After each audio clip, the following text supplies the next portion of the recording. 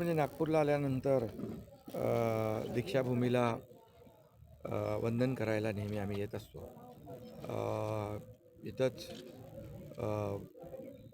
बाबासाहेबांनी 14 ऑक्टोबर 1956 साली बौद्ध धम्माची जी दीक्षा घेतली, हजारो लाखो करोडो लोक, आणि हे अतिशय पवित्र असं स्थान आहे.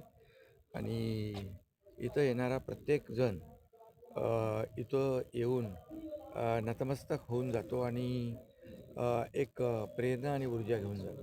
अशा प्रकारचं हे बलस्थान आहे. आणि भारतरत्न डॉक्टर बाबासाहेब आंबेडकर यांनी आपलं संविधान,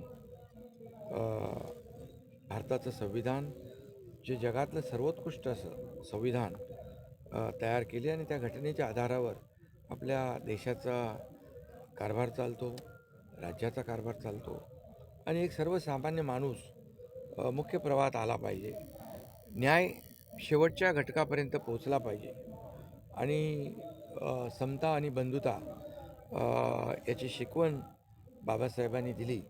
आणि शिका, संघटित व्हा, संघर्ष करा, अशा प्रकारचा जो काही गुरुमंत्र आहे. त्यामुळे अनेक जे अगदी शेवटच्या घटकाला देखील मुख्य प्रवाहामध्ये आणण्याचं काम बाबासाहेबांच्या मूलमंत्रामुळे मिळालं. सर्वसामान्य माणूस उच्च पदापर्यंत पोचू शकतो, याची अनेक उदाहरणं बाबासाहेबांच्याच संविधानामुळे आहेत. आणि म्हणून आम्हाला सगळ्यांनाच बाबासाहेबांचा अभिमान आहे. आणि म्हणून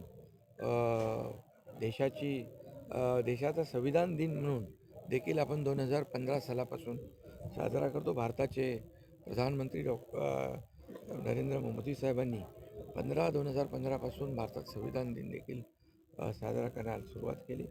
खऱ्या अर्थाने एक बाबासाहेबांच्या बद्दल काय बोलावं, जेवढं बोलावं तेवढं कमी आहे. आणि म्हणून भारताची घटना आणि बाबासाहेब हे जे काही समीकरण आहे आणि संविधान, हे अतूट नातं आहे.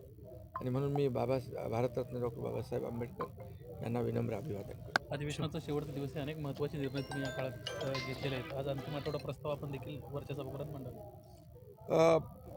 हे अधिवेशन विदर्भात, नागपूरमध्ये होतं आहे. विदर्भासाठी देखील आमच्या महायुती सरकारने गेल्या 3.5 वर्षामध्ये जे काही विकासाचे प्रकल्प केले, ज्या काही योजना केल्या, या तर सर्वश्रुत आहेत. आणि संपूर्ण राज्यभरासाठी देखील मुंबई आपली महाराष्ट्राची एक राजधानी, देशाची आर्थिक राजधानी आहे. आणि मुंबईसाठी देखील अनेक निर्णय आम्ही काल परवा घेतले. या अधिवेशनाचा जो काही एक सार आहे, तो या महाराष्ट्राचा सर्वांगीण विकास झाला पाहिजे. आणि त्यासाठी हे अधिवेशन अतिशय फ्रुटफुल झालं असं म्हणूया.